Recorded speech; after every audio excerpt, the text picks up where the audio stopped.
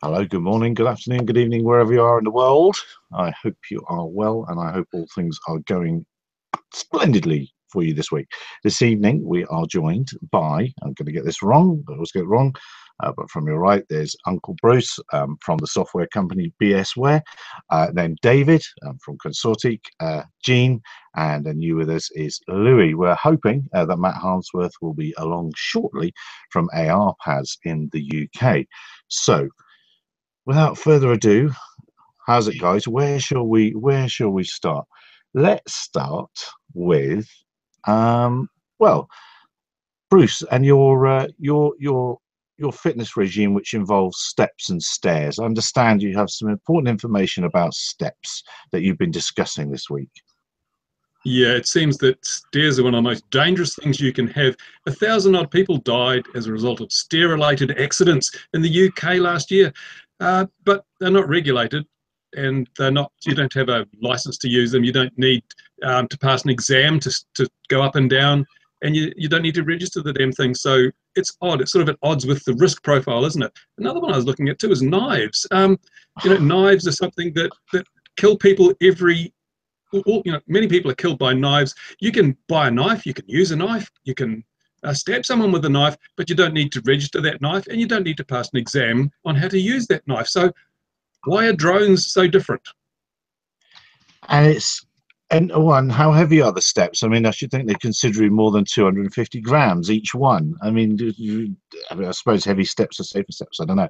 Yeah, and Louis, you're in Portugal, and you've been bumping into problems with regulations over there as well. You've gone from, it seems, sensible to not quite so sensible. I should introduce you as being part of the ArduPilot team. You're one of their sort of core team members, and then you're also CTO of ProDrone, a startup over there in Portugal. So you've also got your problems, the same problems really with regulators. Yeah, basically the biggest problem we had reasonable legislation, and that was, although somewhat cumbersome, you had to request permissions to fly the drone, permissions to take pictures, and permissions to overfly certain areas. And around a month ago, a lot of media sightings of drones came up. The government got scared with the public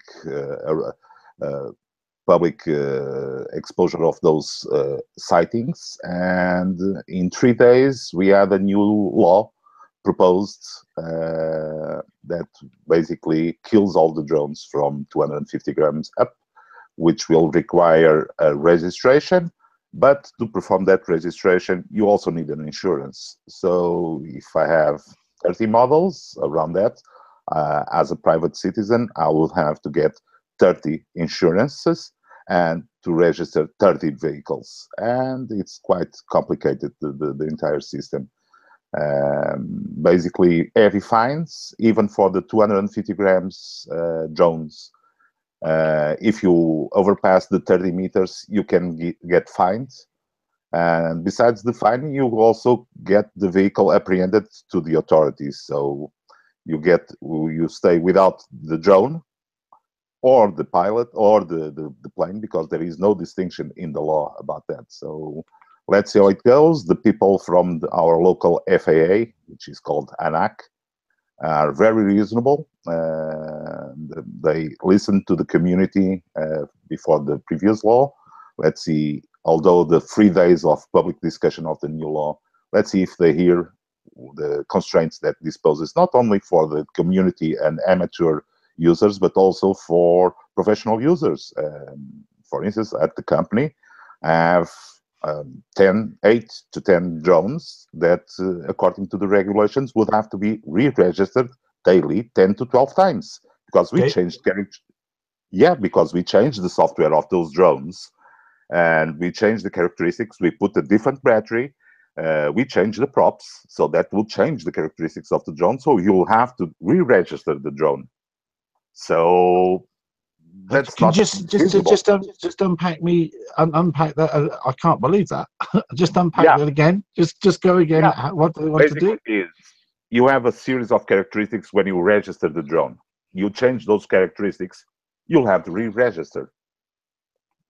So if I change the props from a 9.5 by 4 to a 10.5 by 4, it's not the same characteristics. So according to the new law, I would have to re-register the drone.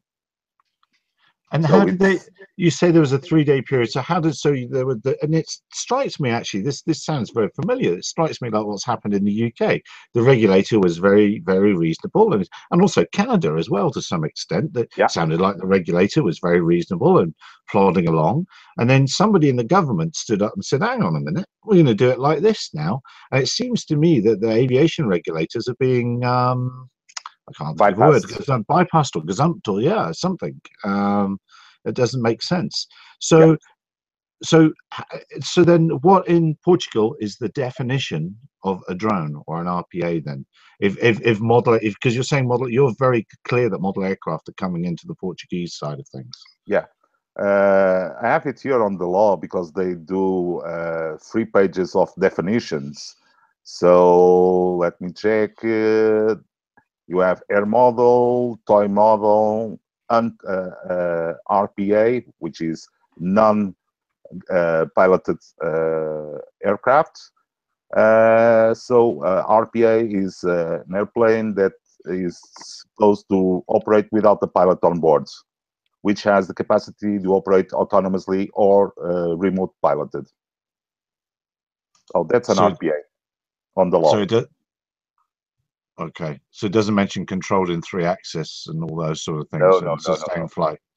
Doesn't have a pilot. Period. Just doesn't have a pilot. Okay.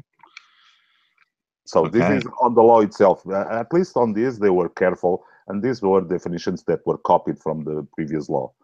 So the definitions are correct, except that when you go to the toy models, which are operational weights less than 250 grams, and has a phrase after that exclusively or not to be used by for fun purposes by children of age under 14.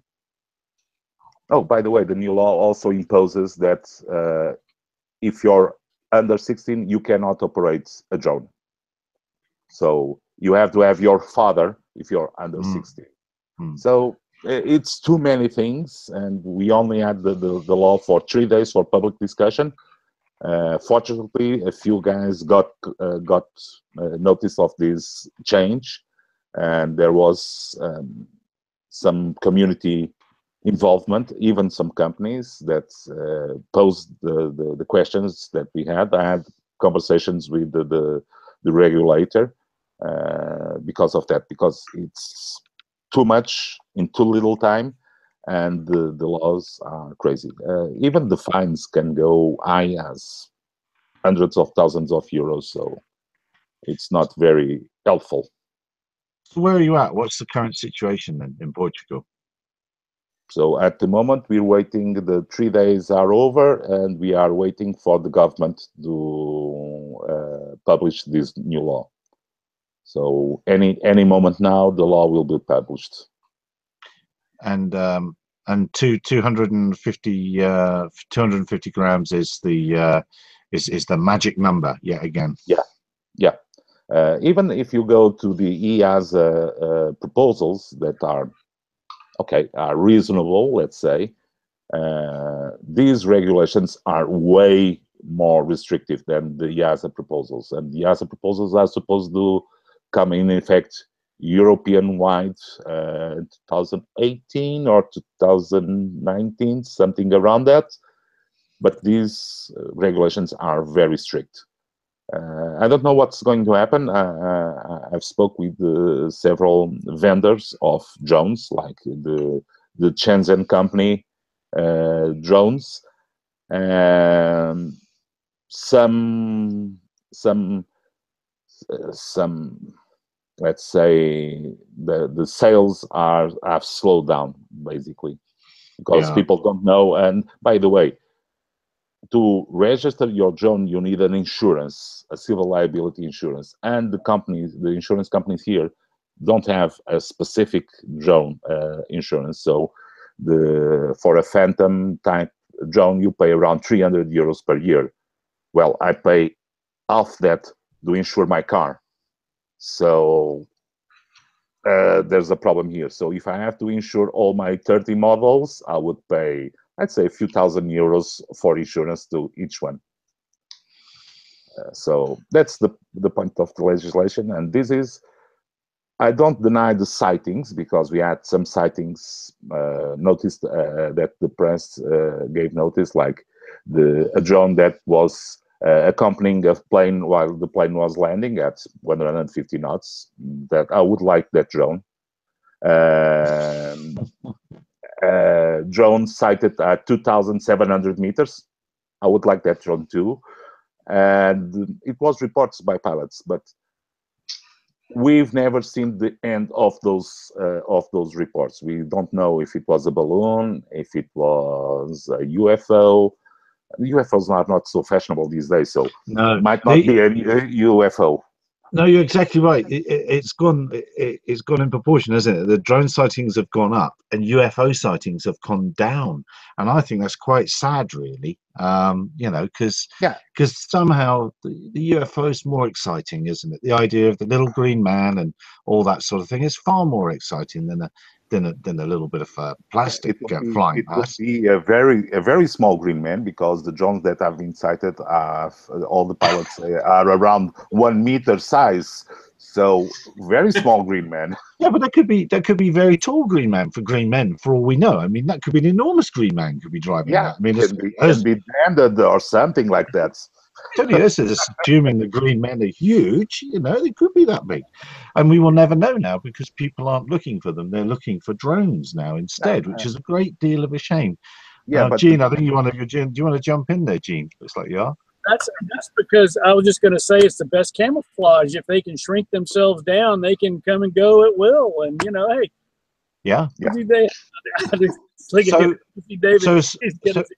Is Shenzhen actually a front for Martian craft manufacturers? Is that what it actually is? Is that what they're doing over there? Now we are going to get a DJI lawsuit. Now we're supplying the aliens with ships. Hey, I never said that. You said that. You're going to get a lawsuit. I'm not going to get a lawsuit.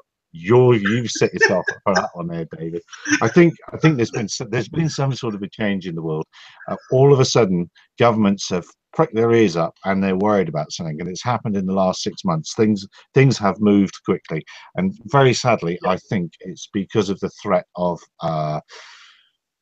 of aggression by bad actors with machines, and I think that has prompted things. And sadly, we know it's happened. There's plenty of evidence of it, and I think I personally get on my high horse about it. I know I'm going to let Bruce get on his high horse, and he's got a very, very tall horse as well. I just worry about the innovation every time I hear that youngsters less than 16 are being kiboshed and restrictions put in the way. That's ridiculous. I crashed numerous model aeroplanes in fields growing up, and I would guarantee that, and I'm not anywhere fundi, I guarantee some of the best aviation engineers out there have crashed countless model aeroplanes on their journey to becoming fantastic engineers and aviators and STEM and all sort of thing. I get quite annoyed. I suppose we're supposed to be representing the commercial drone industry in this sort of vodcast sort of a thing, but I can't help thinking we won't have much of a one if we don't allow it to grow and come along. It worries me. It worries me no end. But anyway, I've ranted enough there. So what do you do with your professional drones over there, Louis? Yeah, my professional drones are just autonomous drones that do the survey of wind turbine blades, and we have a system that is plug and play to any kind of flight controller drone, because there was a thing that we had to do as a company. We were stuck to a specific kind of flight controller, which would limit us to operations. And at these days, we can go anywhere. We just pick up the payload, go fly anywhere in the world, rent a pilot, rent a drone, legal, and in 15 minutes we are operating and doing the survey of wind turbines anywhere in the world. So my problem now is more not as much as a CTO, but I'm managing where can I find a pilot, where can I find a drone, what's the cost of renting a pilot, renting a drone.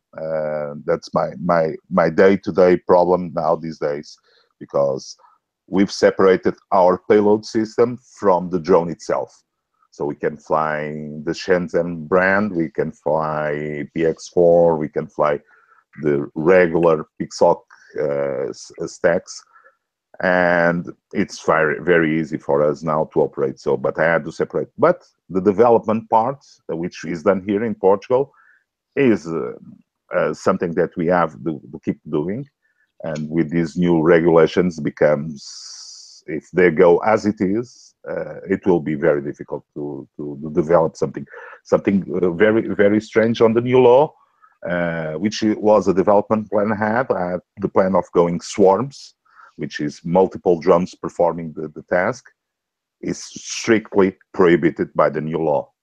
So they just cut my development efforts, because one pilot cannot control several drones. And I asked the guys from the regulator, come on guys, I need this, and let's see how it goes. So would you consider moving your company across the border to Spain?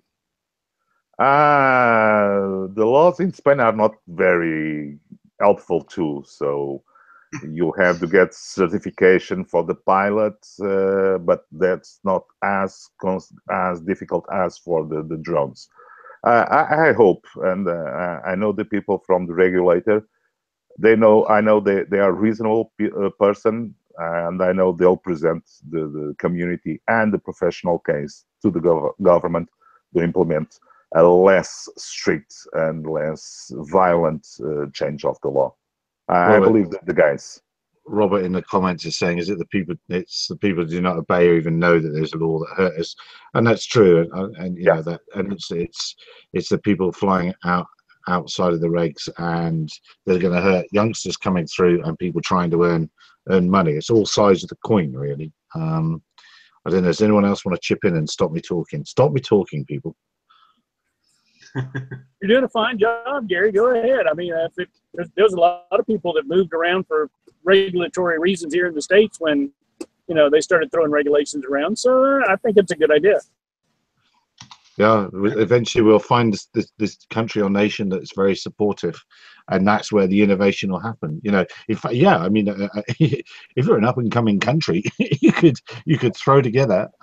We could all go and visit Robin down in New Zealand, go down to her test center or stuff like that. If they throw up enough reasonable space and let people crack on, then I'm sure some places will be the innovation hubs. But Gary, the problem is, okay, we also have a flight test of a fly-free zone here in Portugal, where some companies are already located. That's not the issue. We still have the same laws for flying. The problem is, if you impose laws on the drones themselves and the registration of the drones as drastic as it is, it doesn't matter that you have a safe area to fly, because you still have to register your drone and you cannot change its characteristics. And on a development stage of any product, you are constantly changing the software, the flight characteristics of the drone, the physical characteristics of the drone. You have to continuously upgrade and change things on the drone. So it's not the place where you fly, it's the drone itself. Gosh, I'm amazed. I'm amazed that they've even noticed that you could be down to changing the software, and that would require re-registration. That's a bureaucratic nightmare, though, if you think about it, isn't it? Just it changes the flight characteristics. If you change from, let's say, a clean flight software stack to ArduPilot software stack, the flight characteristics of the drone are going to be changed. You don't have GPS control on clean flight. You have GPS control on ArduPilot. If you go to DJI RTK, you have RTK on DJI, but you can also have RTK on ArduPilot. So it's a combination of factors that influence the drone itself. So well, Louis, let me ask you. what is the enforcement over there? I mean, how Yeah, are they going the to know that enforcement- you changed? Yeah, the enforcement is something very funny because basically what the new law says, it gives to any policeman the right to stop you anywhere you are. So if I pick up my drones and put them in the car, I get stopped by the police somewhere. I'm not flying. I can be asked for the, hey, where's the registration of those drones? If I don't have it, I pay a fine, and the vehicles can be apprehended by the police. So you don't But, have to be you know, flying. if You you just have to them inside. If you had the original registration, though,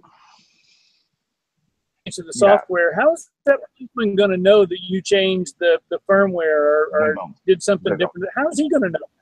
No, they don't.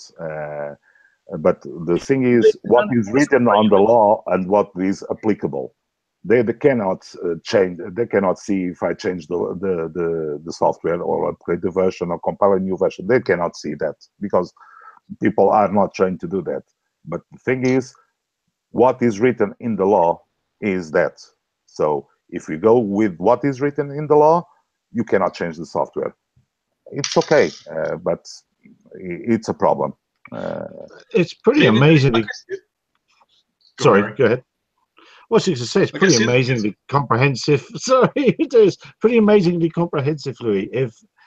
If these laws have just arrived out of the blue, that they've thought of that, even, you know, down to software modification, prop modification. This seems like a very, very well thought out sort of a thing. Yeah, not so well, because you have a series of characteristics that you are. By the way, and you have to affix license plate to the drone, and the registration has a series, mark and model, serial numbers, email, the phone, type of propulsion, type and capacity of the battery or fuel, size of the RPA, height, width, and length, type of the RPA, if it's fixed wing, rotating wing. This is a very big registration plate you're fitting to your multi-rotor. Oh, don't start me on that, because my racing drones don't have the room for this. I would. Come on, guys. We shouldn't laugh at you. Sorry. No, but by the way, show us your registration. Yeah, go on, show us the registration plate, or are you already beginning to operate illegally? Has to be attached to the vehicle. Now, the guys of the Civil Aviation Authority are reasonable people. I believe, as it is, it will not go forward. At least for the community feedback they've received, either the amateur and do-it-yourself community, the racers, the racing community, FPV community, they've all pitched in on 3 days to get feedback to the Aviation Authority. I believe this won't go through as it is proposed at the moment. And I think the question I've got is if you are stopped with your aircraft, the person that's stopping you, whether it's police, etc., how are they going to know if you've changed a payload or if you've had to put a different mounting plate on the aircraft considering a different gimbal? It's just crazy. It's crazy. But they have the authority to do that, and as much as they have the authority to see a toy model, which is one of those under 250 grams, and if they say you were flying above 30 meters, then you're fined. It's considered a serious offense. So that's it. So there's a market there. We need to invent. The police have the speed cameras. We now need to invent a laser designated one that can calculate the altitude of your aircraft. There's a market there. We need to develop something. It's already done. It's already done. There are people selling them. Yeah. I can borrow them my golf laser targets to measure where the golf balls is, and I just teach them Pythagorean theorem. So no problem. Some tricks and the laser rangefinder. Well, you mentioned their involvement in the community, and that gives me the perfect little introduction to say, if you're in the UK, dear viewer, Remember, there is a consultation period happening until August the 10th for the British Safety Institute, Standards Institute. I can't remember what it's called, BSI, and they're looking for input into UAS training and training providers and things like that. So for goodness sake, comment, unlike the other thing that's got the UK folks to where it is. But I think, David, wasn't it 600 people commented on that last government thing? And I was so disappointed. You know, we've got over 3,000 plus commercial operators in the UK. There must be over 100,000 recreational flyers easily in the UK. And they were quite delighted that they only got 625 responses. And I'm sitting there thinking, that's abysmal. You know, I think there definitely needs to be a round two. There has to be. Yeah, so if you're in the UK, get onto the British Standards thing. I'll put a story on about it today and just have your comment. There's only about half a dozen questions, but we've got to get in all these things. We've got to get our voices heard wherever we are in the world, and we've all got to support each other, even people in Portugal, and get on the same same message, really, the same track. 250 grams is a bit of a it's a bit of a funny one. Bruce, have you got any more rants to that? No, but it was interesting to note, I think CAA in New Zealand got about 1,200 responses to their request for feedback on the survey they put out. So that wasn't too bad. I don't know how many of those were down to the video blog I did, which encouraged people to do that. But 1,200 for New Zealand, which has got 4.2 million people, and 600 for the entire UK. I mean, there's obviously something wrong at the UK end, isn't there? Yeah, well, we put it up and I tried to punt it, but if you know, and then people go, oh, what, you know, did that happen? Yeah, that happened. We told you it was happening. Why didn't you bloody? It's a bit like anything, you know. It's a bit like when people vote for change in Parliament and oh yeah, I'm going to vote, and they don't vote, and then they're unhappy with the outcome. Well, if you don't voice, you know, if you don't vote, you know, you're not going to get what you want. So. Miles Abrams in the comments asks if Louis golf balls are ADSB enabled, and that makes me able to jump very nicely to did we all see? We will come back to you, Louis. Don't worry, I'm not forgetting you, but I will. Did we all see that Trappy of all people, Trappy has bought out a detect, sense and avoid package in the form of FLARM. Love that word. Sounds like flumps if you're old enough to remember that children's program in the UK. But FLARM for model aircraft, and that's definitely the way forward. And I'm very impressed. We're speaking to him soon. It's 5 in the morning or 4 in the morning for him now, so he can join us now. Did anyone else see the FLARM, and does anyone else have any comments on FLARM? Yeah, I saw that, and it's interesting. For people that don't know what FLARM is, if you go to glidernet.org, it's a bit like Flight Radar 24, but it's using the FLARM only using the FLARM system. You'll be able to track all the FLARM-equipped aircraft anywhere in the world, pretty much.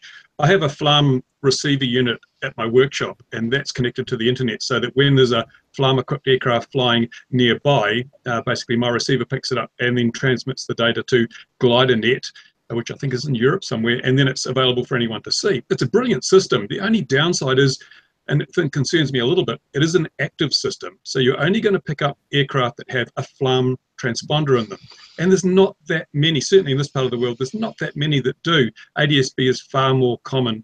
So I'm thinking, I hope people don't get a false sense of security with this thing and think, well, I've got this FLARM system, I'm good to go, because it will only pick up aircraft that are part of the FLARM network. So you can still hit planes and not be aware of things. So as long as people use it as a supplement to good practice, not a replacement for good practice, then it's a brilliant idea. It's fantastic. I hope he builds an ADSB as well, because that would take it to the next level. But yeah, I've seen what he's done. It's really good.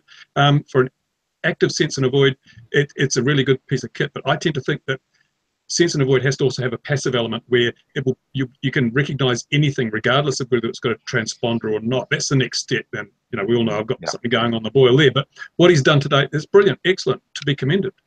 But sorry, Gary. The thing with the ADSB is at the moment we have, for instance, on Autopilot we have sense and avoid based on ADSB, so we can take actions according to ADSB that requires an ADSB device on the drone itself. and we can take actions. And I believe ADSB, at least as a receiver on drones, will get a push because it is a rumor that runs around on the internet that DJI might be thinking on implementing ADSB on their drones. So at the moment they develop that, we'll see a drop in prices of ADSB receivers, and perhaps we, on the do-it-yourself community and amateur community, people will think of implementing ADSB receivers. There are also ADSB receivers for ground. There's an open source project with software-defined SDR radio, and it's doable with ADSB these days. The active part of ADSB for drones, that's another story. So I think we'll end up bringing these feeds into our ground control stations and then making our intelligent decisions as to what to do based on whatever it is, ADSB, FLAN, there's Open Gliding Network, there's all manner of things. And I like ADSB, but also I don't like ADSB. The reason I don't like ADSB is it's nearly 30 years old. We're talking about integrating a system that is very, very old into very modern gear, and it's the wrong way around of doing things, in my humble opinion. It's great if all the airplanes. I think it's really cool if all the airplanes have to get it. That's brilliant, great. Carry on, 2020. They can do that part, and we'll get out of the way based on seeing them. That's the reception part, because they don't want all of those to appear on the screen. That's really bad news. For a fixed wing driver, you don't want 1,000 Inspires and 1,000 Phantoms in front of you as you fly.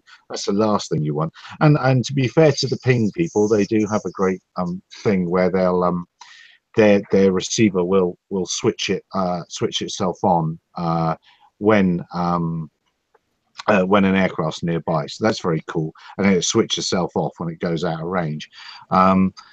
But yeah, there's going to be loads of feeds, and ADSB is going to be a thing of the past, I think. So we shouldn't rush to this old technology. We should be forging our own path with a new way, a new, better way. And of course, people are after it.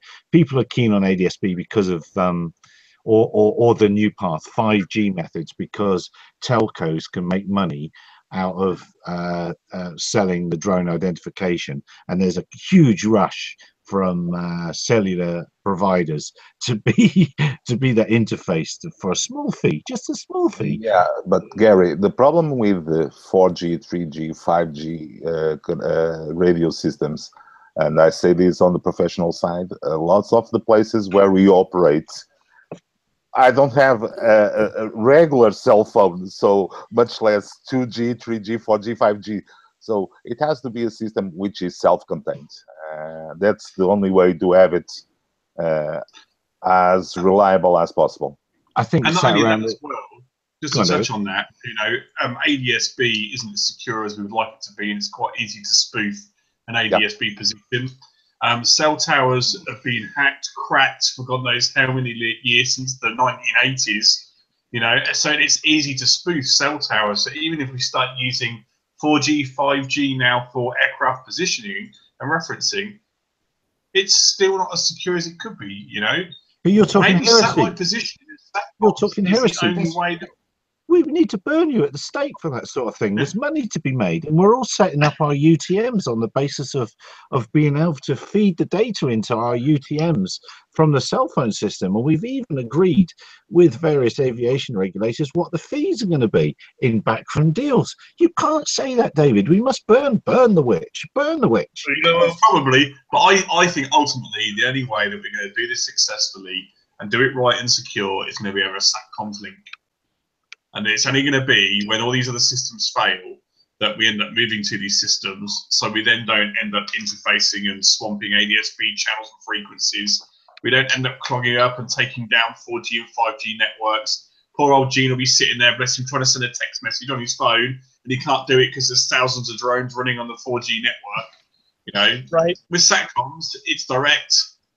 It's secure. It's been secure for many, many years. Unless the FBI get hold of your sat phone, I think that's going to be the way we'll end up going forward in the next 5-6 years. And that would be like saying that we're going to put command and control on 4G, 5G. I mean, seriously, enough time saying goodbye when I'm talking on the cell phone because I never get the opportunity to because I get dropped. My aircraft control on 4G? I don't think so. No, I agree, and I wholeheartedly agree. But unfortunately, that's not what lots and lots of people in suits believe. Lots and lots of people in suits think it's going to be the other way. We're preaching to converted here, really, aren't we? What else should we rant around? What else? People seem to be having lots of issues. Talking about command and control and things like that. There seems to be quite a few issues occurring in the world of very small, very popular products out of Shenzhen that launched recently. Lots of them are flying away and hitting things and having problems. Have we been seeing the problems with Spark and other machines out there? No one. You know, No. they seem to always have some issues when they first come out, first rattle out of the box, and throw them out there for us to alpha test and beta test for them and complain loudly about before they ever try to fix them, when they should have done that before they even let them out into the wild. This is a pattern. This is their MO. This is the way they operate. Okay, as an Ardupilot core team, I have professional relationships with the guys from DJI, and I have a good opinion of them. I believe they do a great job, and perhaps the human interface is what's causing the failure of some of the systems. I've had issues with the guys from DJI, let's say it, and reported to them, and I had a solution in 2 days. That's very good and very well on their part. If they have problems, let's separate what is a real problem from a user problem. And I say this not only for DJI. We have issues raised by users of Ardupilot that you look at them and say, have you done this? Have you done that? No, the users don't do due diligence, and it's always a problem. We have human factor in the mix, and these days everybody goes to Facebook and I said, my drone has fallen, my drone flew away. We all remember the flyaways from DJI, where we used to say DJI has a feature called RTC, Return to China, and most of those issues were user error. The guy that picked up the drone at the convenience store, turn it on the parking lot, going up without GPS lock, and the drone would return to China. So I'll take those reports with a grain of salt. Well, you know, I will agree with you. There's a popular singer over here by the name of Jimmy Buffett that I thought was pretty appropriate, is that vaccine. So unfortunately, we have to deal with a lot of people out here that do fit that description. I agree with you. There's a lot of folks that don't do due diligence, like maintenance and actually reading the manual, RTFM. Yeah, read the fine manual. People don't, and I will give them that much. However, there is with that company that they have to respond to those things very quickly after they release any of their releases. Have to go through that process. Yeah, and they should be able to. I mean, by the time, you know, you would think that they would have a place that they would take care of that before they let it out. But I mean, that's just me. Yeah, but I think from what I heard, the issues they were having with the Spark this week, I think that was one of the issues. I think a firmware update came out, and what was happening was it was resetting the Wi-Fi password between the device and the system, and they were able to obviously gesture it to kind of take off and go up in the air, and then they would then try and then start flying it with the controller and go, no connection. And funnily enough, 12 hours ago, DJI Support have posted a video on their DJI Support Facebook page, how to reset your Spark's Wi-Fi password. So maybe that was related to some of the Spark issues. But I've heard other issues this week. People using the new DJI Go app with the new encryption that they've put on. It's slow, it's laggy, the geofencing's off by up to 200 meters in some cases. So it'll be interesting to see, I think, what happens over the next few weeks and see how DJI try to improve that. Obviously, they're trying to combat now the jailbreakers, you know, and they've got updates coming out constantly with the Go accounts, firmware updates for the systems to try and lock things down as best they can. I've even noticed on some of the updates they've done on the apps, they're not actually issuing new version numbers against their apps, against the app updates. So you're keeping the same version numbers. So I don't know whether that's to confuse the jailbreakers or whether that's just being missed because they're pushing so hard to try and compete against the jailbreaking that's going on. You know, fair play for DJI for trying to combat it. I've seen a few messages that have been displayed between the DJI drone developers towards the hackers that have been going on, these little secret messages in the code. I've seen some of that going on. So yeah, I think we'll see how it plays out over the next few weeks and see what happens. Yeah, what we have to remember is that perfection is the enemy of good enough when it comes to consumer products. And we're talking some sophisticated bits of kit here. I'm quite surprised they work as well as they do. And the fact that we're encountering problems is to be expected. And as for the Spark falling out of the sky, well, you'll recall that there was another manufacturer who had a very similar problem with one of their first release products. And so I think DJI sort of gloated over the failure of the other company. So this is just a case of karma.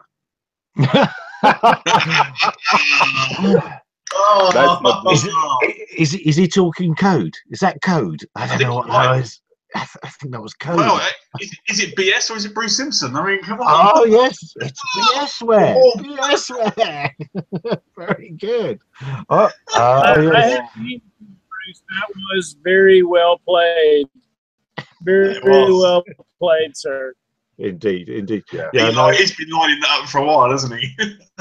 Yeah, that's it though. He hasn't got anything now. That's it. That's him done. It's finished. Over. I suspect he's got more. There's yeah, it is. They are great bits of kit. Those bits of kit, and they're bound to be problems, and they're bound to be firmware update issues with people just physically getting the update wrong and doing all sorts of things. So yeah, it is asking a lot of the most successful companies to be able to support all manner of meatware that is in the loop, and that is the problem. Yes, comments have lit up on with that there, Bruce. The comments have lit up. What was I going to say? Oh, have there been any more ArduPilot releases recently, Louis? Yeah, we've just released the 3.5, which is a point release very important for us. We've added a few interesting things, like the native support for RTK, the avoidance system, object avoidance, with the 8 directions avoidance system with this dedicated hardware.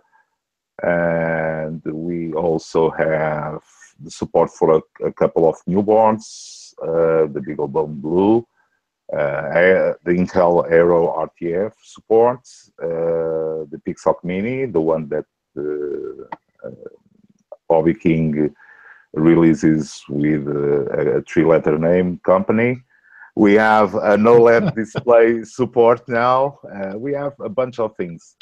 We might release very shortly a point release, because it has been, we've detected and the users reported a problem with DSMX radio systems that were a problem decoding the DSMX systems on the PixRacer, the small boards by a UAV, and that has been identified. Tridge has pulled up some of his magic wands and traced the problem and got a fix in it. So we might have very shortly a fix for the DSMX problem. So we'll have a 351, which is already now on release candidate, but we'll release it very, very soon. And basically, we have lots of improvements. We have a new AKF slipping in the codes, which will be we'll ask the users to start testing the new AKF3, which will bring some really good improvements to the positioning and the control of the system. Basically, Autopilot is quite happy with this new release, and we'll have ArduPlane in a few days. So it is a very big change on what we were doing before. This requires a gigantic effort of documentation. So document, which is the last thing to be done. Trijj has done, as the plane maintainer, has done a great job on what he has been doing for plane, and we'll have a good release of plane. So do you reckon it's a coincidence that Google sent their separate lift thrust to Trijjland that has gone and lived by Trijj's house now? Why would Google pick Canberra, of all places in the world, to go and test their separate lift thrust, I wonder? Oh, well, our VTOL support on ArduPlane is already very solid, very effective. There are lots of videos of the VTOLs working perfectly, much better than anything I've seen in the market. And we have a great release right to be announced very shortly for ArduPlane. And Arducopter running well. And we'll have very soon also very good changes for Rover. Rover has been having some love TLC from Randy, and one of the GSOC interns that is also watching out carefully for the Ardu Rover stack. Oh, that's it in a nutshell for Ardu pilots. It's moving on quickly, and it's all good stuff. Amazing, actually, it is amazing. From humble beginnings, as they say, from humble beginnings. What else? What have I got on this very BSware keeps coming out? That is a phrase we're going to use a lot now. That is now hard coded in that BSware. It's going to be used every single time. And well, let's go to BSware. You quoted just before we started, Bruce. You quoted a little bit of an old movie, because I know you're an old movie buff, and it was about regulators. Can you remember what that was? Yeah, I watched the story of Douglas Bader called Reach for the Sky, great movie from the 1950s, and there was a very, very interesting quote from that movie that said, "Rules are for the guidance of wise men and the obedience of fools." And I think that sums things up, really, doesn't it? Even looking at Louis' situation, there are rules, and then there is a pragmatic approach to doing what the rules are trying to achieve. And sometimes, you have to make a decision: am I going to fly safely, or am I going to fly according to the rules? And sometimes they're not exactly the same thing. I know on many occasions I've flown safely, but I've been in violation of the rules. And on other occasions, I could have flown and it would have been totally legal, but it wouldn't have been safe. So I think we have to be very pragmatic in our outlook on regulation. Unfortunately, regulators don't always have the same perspective. So in that case, we're stuffed. And again, we're preaching to the choir, aren't we? We are all singing off exactly the same song sheet. And that's a difficult thing. So as an industry, both in the model aircraft world and in the commercial drone world, how is the industry going to try and get the message out? How are we going to make a louder noise and stop this happening? What have we got to do? I believe the self-policing of each other without going to extremes is the best way. The ones that are old enough remember the model aircraft community. You'll have someone older teach the do's and don'ts of the practice of the hobby, and you'll get that ingrained in you and would apply that in the future and try to pass that along. These days, with the proliferation of the ready-to-fly systems, especially the DJI type drones, and I don't single out DJI but I'll single out some $100, $200, $300 no-name brands that are sold everywhere, that you can enter a store and as soon as you come out, you put it in the air with no knowledge of whatsoever what is to get a flying thing in the air. We'll have to perhaps reinvigorate the spirit that was on the model flying clubs and getting people more on this, because we pick up, as a professional company, we pick up from those environments because they know and they have the practical experience of what is a prop, what is the best usage of a prop, how to set up a prop, how to balance a prop. Those small things that have been kind of lost on this world of RTF. It's a very, very fair point. So as an employer over there in Portugal, would you look at somebody with all the model aeroplane tickets over there more favorably than somebody else that had just turned up from a commercial course and say, look, I've got my license? Yeah, basically, yeah. If someone can demonstrate that he is a hobbyist, and he knows what is a M2.5 screw, I'll go after that guy. Yeah, yeah. Oh, okay. I think Gene's just off on a telephone call. He's probably launching off onto somewhere. So I was going to ask Gene, because funny enough, in the comments, in the live chat comments, which annoyingly disappear when this is finished, they come and go. People are talking about FLIR and search and rescue operations. So we'll come back to that when Gene seems to be off. Sounds good. I'm on a podcast right now. Yeah, So there we are. So he's on a, see? It's better than two loaves of bread. That's called a live podcast. Yeah. I'd like a loaf of bread, 2 pints of milk, and Gene, on the comments, people are talking about police and fire people have authority to let you fly at night. Every jurisdiction is different. Talking about loom cubes, paramedics 107s. These are the comments coming up. What are the rules in America for SAR flights at night right now?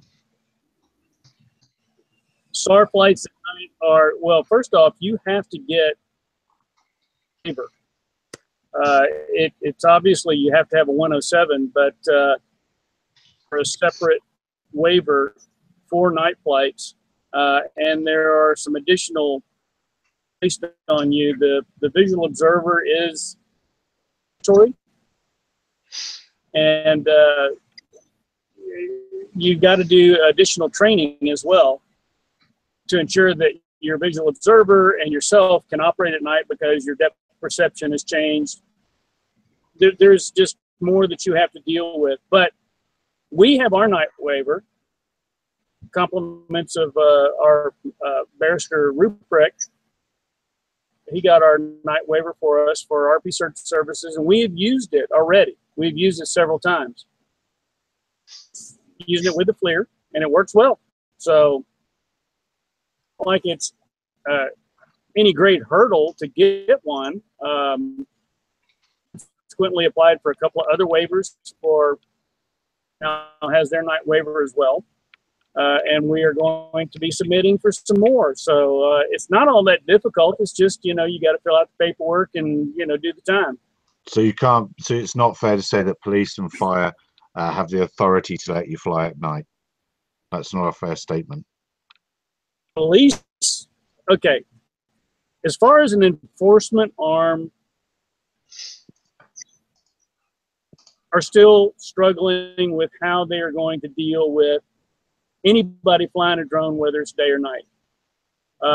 There is so much turmoil going on now with the laws in the United States. Municipalities can enact laws or can't. And even at the state level, recently passed in Texas here, where it says no municipality can enact or enforce or stop someone from flying except in the areas that they control and that they own, over city property only. Large planned event. Those are the only way they can enact any sort of flying. So law enforcement right now is struggling, and I got to tell you, my business partner is John Buell with Drone Pilot, acting as the subject matter experts on this in their own department. department doesn't know what they can and can't do. Certainly in parks, they can, for some things in the parks, just like the feds do in state parks. But they're really struggling, you know, with how do they stop them? Is it on a complaint basis? Is it, can a city enact a law? And really what it's come down to is they can't where or how to fly. The only thing that they can do is restrict and for takeoff or landing pole. So we've got Robert Elliott saying, I have an inline connection with 2 fire captains in NJ and NYC, New Jersey, New York, I think that is, isn't it? Says the foreigner. They seem to tell me that we can fly a search and rescue at night. Yes, you can. Absolutely, you can. You have to have is the night waiver. Okay, so you have to have a night waiver, and then you're good to go. Yeah, absolutely. That has never been an issue. I mean, even when 107 came out, that was the first thing we started talking about is how we were going to do this at night. Just put in for a waiver. Okay. And again, it's exigent circumstances. You know, I've said this all along.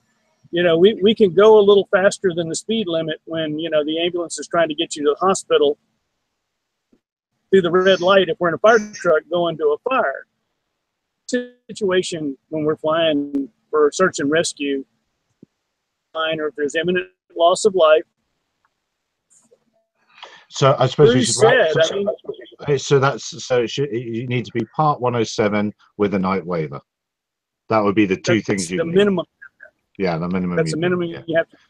And then your visual observer and yourself would have to have.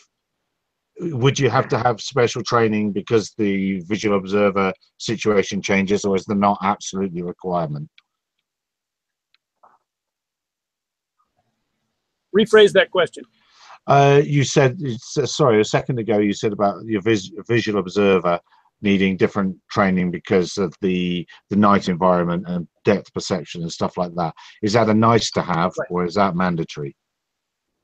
Oh, no. They want you to have the night training. You need to show, you need to document and takeoffs and landings and missions at night so that you can demonstrate to the FAA if it is ever required documentation. And that's one of the things that we are preaching. You know, you've got to track everything. You've got to make sure you do all your takeoffs, landings, observer or payload or anything else. It all goes in the logbook. It doesn't make any difference whether it's 10 minutes, minutes. Let's put it down there and make sure you get it. And that's what I think in the UK. I mean, if we have night permissions as a commercial operator, you know, actually we have to do a risk assessment and a site survey at the same location before we fly at night. So, I mean, typically I used to do event security using a thermal camera, and I'd be flying until like 5 in the morning from 11 at night, doing perimeter checks to make sure no one was coming across. And I used to use the Wiris thermal camera with the FLIR 640-480 on it. You know, and if it's set up correctly, I could see a quarter of a mile easily across the open fields. But again, we'd have to do all the flight assessments for that area. The emergency services in the UK, again, they rely on if there's a danger to life, you know, we cordon off the area and we can just send the drone up, you know, and that's pretty much how they work, although they still work within the guidelines. But if a police helicopter can't come out with a thermal camera, and there's a building on fire, you know, they'll send up a thermal camera. Grenfell Tower in London's a prime example, really, I think. Well, you know, and you kind of deeper dive there, David, into something that we are promoting as well, that site assessment and the risk assessment that you do management. And we are impressing in our training program, we're impressing that on just about anybody that'll listen to it as a standard. Have to do that. You should look at all those factors before you even send the bird up. Sometimes, again, as Bruce stated so succinctly earlier, safe to fly, that you would be completely legal or be completely legal to do so. And you need to be able to make that decision, and you need to be able to your incident commander or to whoever else is in charge. You can do this one, but here are the risks, and you let them decide what the risks are. So, you know, it has to be, that communication has to be made, and again, needs to be documented. Anything does go south at the end of the day, or even if it doesn't, come along and look at your logbook and say, hey, we hear you did a night flight over there. How you did that? You know, what did you do? Okay, well, here's our assessment. Here's our pre-flight checklist. Here's how the people were notified, right down the line. And then there is no argument operation, right? Exactly. And that goes back again, for me personally, that I rely on the importance of flight log data, because you can show exactly where you flew, exactly how you flew, exactly at what time of day you flew. You know, everything is there set in stone. And the more and more you can prove that, the more and more the authorities should start accepting that and going, you know what, this is a safe operator. You know, he's operating with due diligence. He's taking at every aspect of the flight. And, that's the other thing. Well, we feel so strongly about this at Drone Pilot that we're going to start doing public safety announcements, basically, is what it amounts to. That we've had, that we've incorporated in our training program on social media. I get to be the talent, believe it or not. We're going to describe those things that we just discussed. I mean, operation, how do you get from point A to point B? We think that's so important that we're going to start putting it out there. People, as we have seen, that say that they are federally certified, but it doesn't say anything about what their experience level is. Somebody's just mentioning that it's the FAA regulations that stop flights in emergency situations. No time for waivers. Sorry to jump in at you there, Gene, but have you got do you have experience of getting permission to fly in a rapid manner? Well, everyone probably knows my checkered history with the FAA, and I've been saying this for a long time, that we can't wait. If your house is on fire, should we wait until we get permission to go through, you know, these hoops while your house is on fire? Well, no. The exigent circumstances really rules the day. You can't ask permission. Now, the FAA still says you should ask for permission. The best that I have done is during the Memorial Day floods 2015, I actually got a COA, an emergency COA, issued to me 5 minutes. Record time. But that was because the Weather Channel and everybody else was covering it, and the FAA could look at it and say, oh, what, you know, you really do have a situation down there. Minutes. Now, if there was a structure fire, land fire, 45 minutes is an eternity. If the swift water rescue, or if it was the river, 45 minutes is an eternity. We had people that were hanging in trees in the floodwaters themselves. 5 minutes, they were almost ready to let go and give up. So again, exigent circumstances, and I'm pushing for, should be able to declare whether the risk is acceptable unmanned aircraft. End of sentence. They take responsibility for it. It's interesting, isn't it, that there's a great big rush to put these grids up. I'm gonna have virtual spears thrown at me through the screen from our 107 audiences watching there.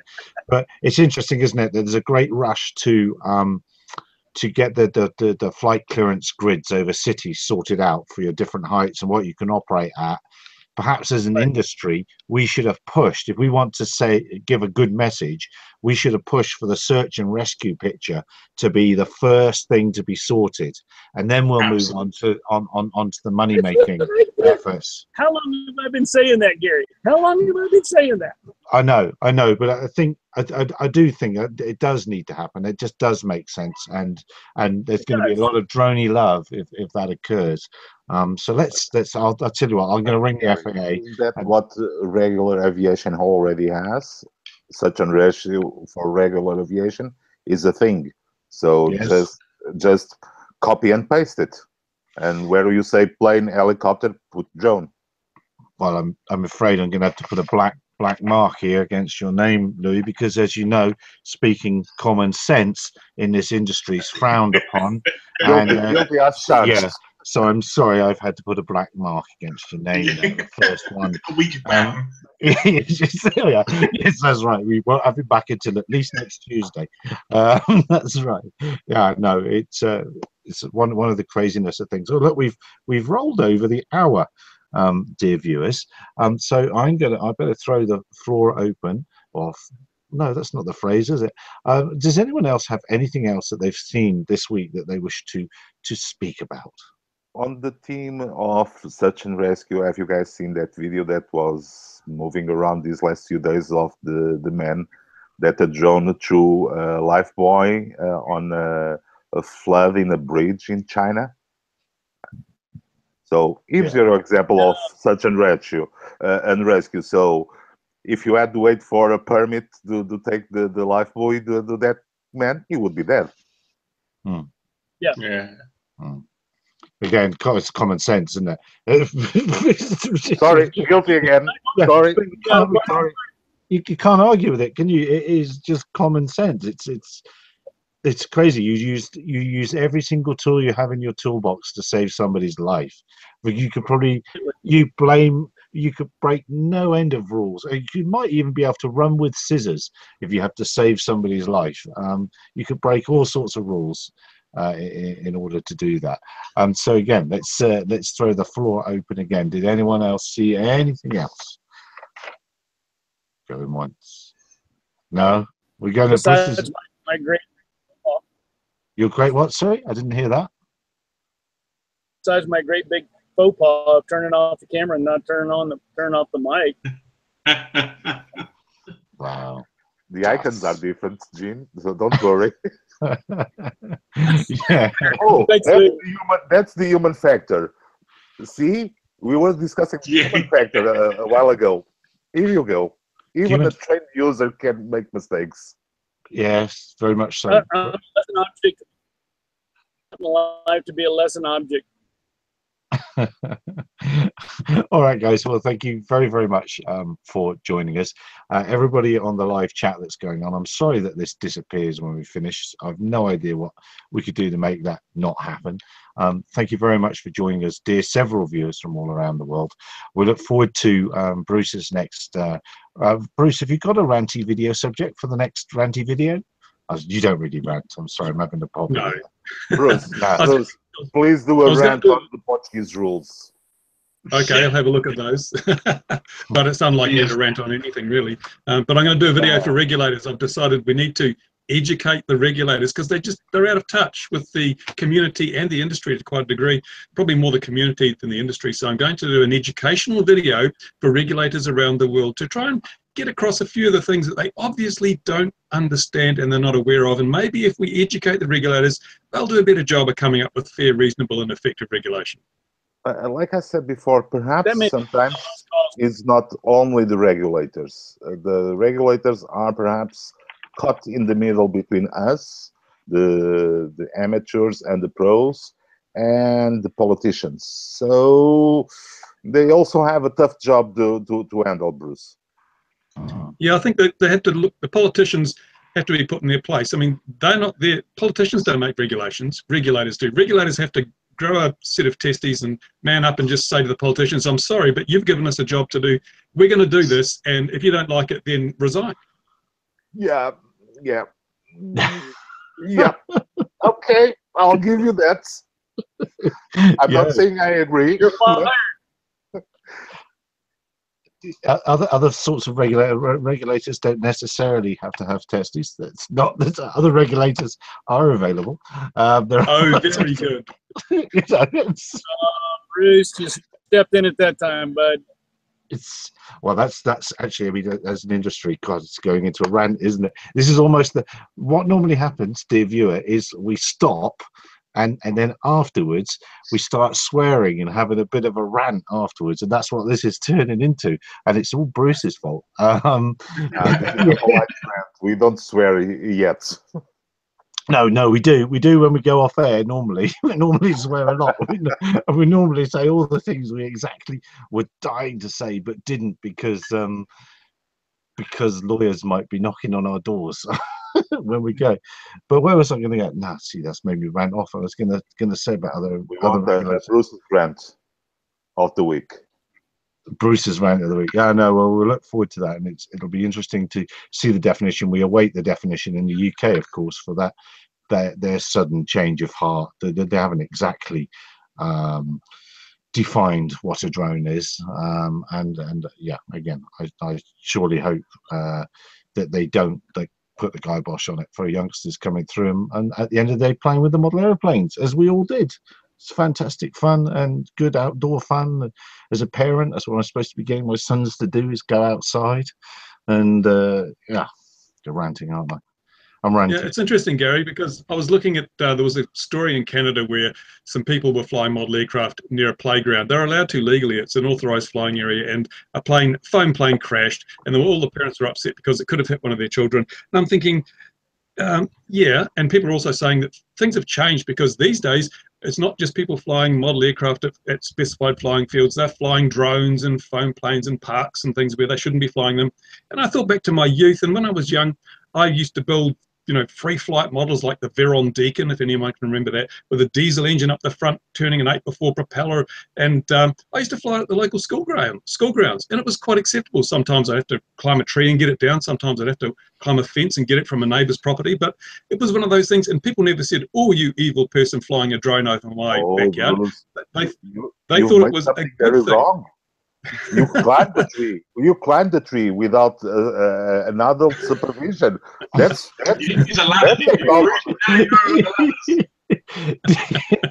yes. Did you have your safety jacket on and everything like that? Yeah. Didn't even have shoes on it. Those were the days when kids could be kids. We were allowed to do things. It wasn't sort of the Nerf world where risk must be removed. You can't even manage risk. You must remove it all. And I used to fly control line models at the local park. Now, as you know, a control line model flies pretty fast. And the thing is that back in those days, people weren't so stupid as to walk into the control line circle and get hit in the head with a control line model. Come on.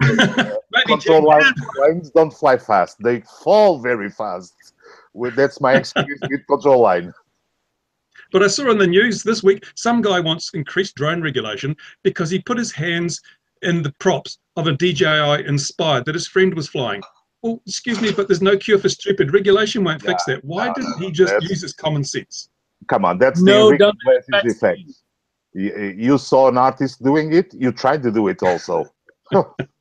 Oh, the what's his name? Enrique Iglesias. Enrique.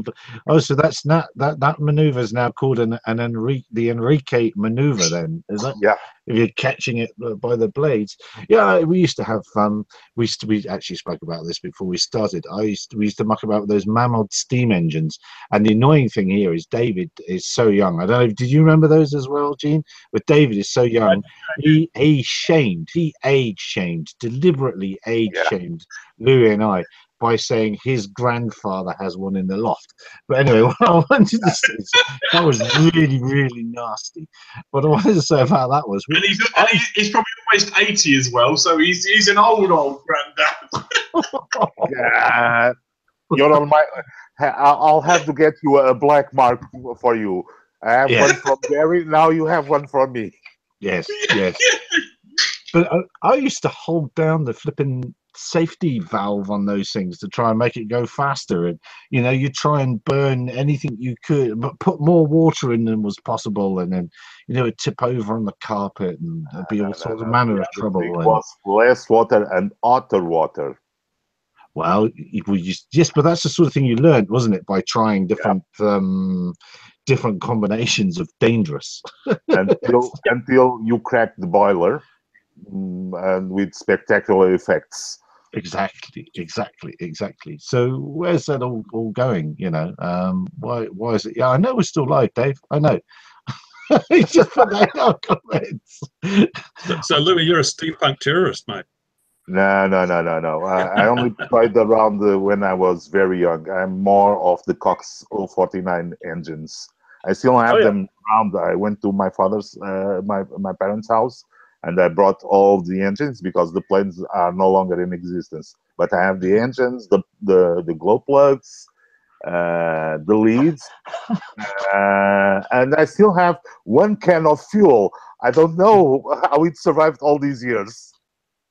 Oh wow! But it didn't work though. I'm not sure. I haven't opened. When I shake it, it's something inside and it's liquid. So don't ask me what's inside. And I don't know what, Gene. What was that show with your hand then? What was that all about? It looked very rude from here. I was showing my scars, you know, from flip starting the little 049 engines that Louis was talking about. You know, your finger, you know, and chew it up. I came to the conclusion that a stick would do the better job than my finger after a couple of those. Wow. Yeah, well, I mean, that was the first couple for me too. So yeah. And Bruce, you actually made with a Cox motor. I can't remember what the premise of that was. Was that under 500 grams? What size model aircraft were you trying to make? It was a little stick thing. It was under, I think it was under 100 grams actually, with a Cox 010, the world's smallest production internal combustion engine. But those are the days when blood was acceptable. These days, can't do that. Well, of course, you've got your scales, haven't you, which don't show the blood. Absolutely. Yes, very, very fair. Yeah, Bruce but is not a good example because he climbs trees unsupervised by an adult. Yeah, on many levels, he's not a good example. You're absolutely right. So perhaps what the community actually needs is a ban on Bruce. Perhaps that's the easiest, you know, the easiest solution. It's plainly where all the trouble started. He's not going to rise to it. He's not going to rise to it. We'll have to get the notice to all aviation regulators to get a clause that says no BS swear. BS swear. You got it in before I did. Caution, BS swear. Very good. Very good. All right. Yeah, we probably should go now. It is 20 past midnight here in South Africa, and whatever, it's early in the morning for Bruce, and it'll be late for you as well, Louis. Yeah, 11. Yeah. An hour less than you. Again, dear viewers, thank you very much. Please email me or add stuff in the comments below after this video. Sadly, not this live chat on the side. So add some comments below if you'd like us to have anybody on as a guest, or if you've got any questions, I'll try and put it to the guys. Like, dislike, as Brucey says, it's all good interaction. Subscribe if you feel foolish enough to, and we'll do the same again at 2100 GMT every Tuesday. So 2100 GMT next week, and I will say goodbye, gents. Thanks for your time, and goodbye, dear viewers. Cheers, everyone. Adios, my friend. Bye. Bye. Cheers.